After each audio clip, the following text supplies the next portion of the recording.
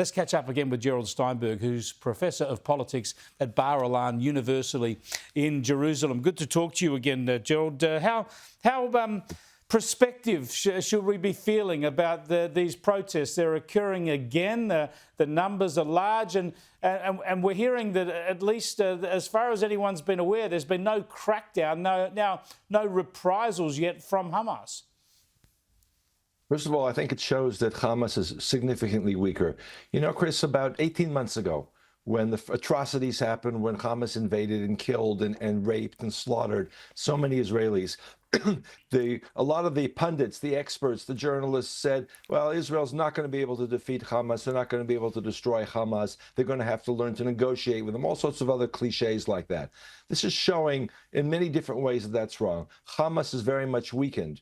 The leaders that remained after the fighting that took place, and then there was a ceasefire and release of some of the hostages, they got up on stages in this really macabre, absurd, immoral ceremonies of handing over Israelis, humiliating and dead bodies of children, all of that. The leaders who are up on those stages are now being eliminated. They're not going to be able to do that kind of performance again. And that also sends a very strong message that Hamas is very much weaker.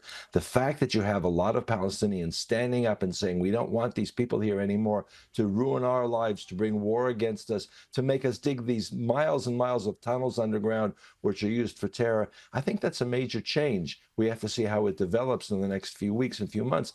It's very important that the leaders of what we still call, I think, the free world, including in Australia, give those protesters all the support that they can get. Let's stop talking about helping UNRWA and all these other UN agencies that have perpetuated the conflict and really help Hamas. Spot on. Of course, our pathetic government here has been silent on this stuff again, and they've just in their budget tipped another $20 million to UNRWA. So don't expect much help this side of an election from Australia. Let's have a listen to what the Israeli Prime Minister Benjamin Netanyahu's been saying, though. More and more Gazans understand that Hamas brings destruction and doom upon them, and it's important. All this shows that our policy is working.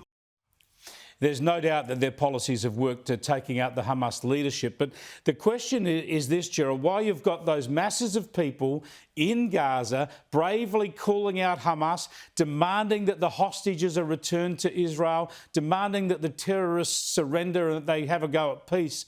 They're the people that Israel and the Western world needs to support. What can be done to support them? I think first of all, it starts with saying the right words and repeating not just what Prime Minister Netanyahu has said, but others, that they need support, that these are against the Hamas terrorist regime that has controlled Gaza for now 18 years, and really most of the West Bank and the Palestinian society. It's a dictatorship. It's a terrorist regime. So saying we agree with the protesters, we need to support them, those words they need to hear. And then second of all, in terms of stopping the aid that goes directly into the hands of Hamas, it's not really aid. Going and finding alternative methods, and there are plenty of them, to bring food and water and helping the people there who are protesting reconstruct. You know, a lot of the aid agencies just handed out cash. We learned about that. Even the United States government funding was given to cash, and Hamas decided who was going to get that.